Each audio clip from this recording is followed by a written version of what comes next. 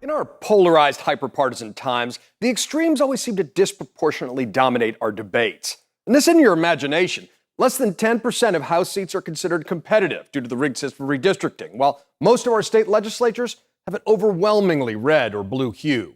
Now, that's despite the fact that more Americans, for example, say they're moderate on social issues than liberal or conservative, while more American voters identify as independent, not Republican or Democrat, which would all suggest that there's a market failure in our politics. And so every once in a while, a few brave souls declare their independence from the two-party system.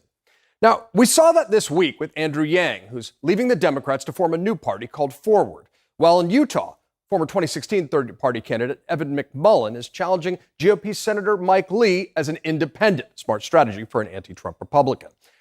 Professional partisans see these moves as somewhere between naive and insane. But proponents see the opportunity for constructive disruption. So let's dig in the data and see who's right. Now, a record 62% of Americans say there is a need for a third party now, according to Gallup, while only 33% say the two parties are doing an adequate job. And then there's the rise of independent voters over the past 2 decades.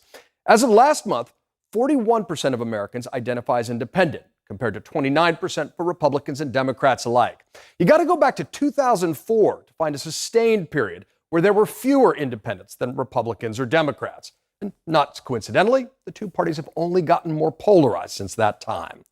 So why hasn't a viable third party materialized? Well, a big part of the problem is structural. While the Constitution does not mention political parties, George Washington was our only independent president to date, the U.S. doesn't have a parliamentary system, which is an obstacle to the creation of smaller parties. Moreover, there are state laws that make getting on the ballot as a third-party candidate a real hassle in federal races.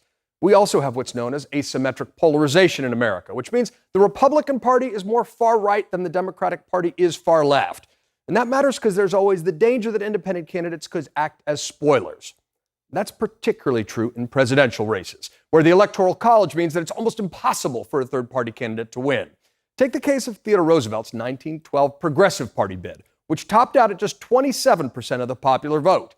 The next best showing for an independent was in 1992, when Ross Perot won nearly 19%, but not a single electoral vote.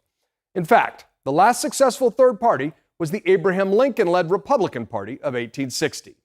But it is a mistake to view independent candidates only through the prism of presidential politics, because there have been 6 independent elected governors since 1990. The only one of them was elected to a second term. That's Maine's Angus King, who now serves an independent U.S. Senate, but caucuses with the Democrats, like Vermont's independent Senator Bernie Sanders. Both Andrew Yang and Evan McMullin say polarization is the prime obstacle to solving our problems. They see an alternative as an off-ramp to counter the corruption and groupthink that comes with one-party rule in deep red or blue states.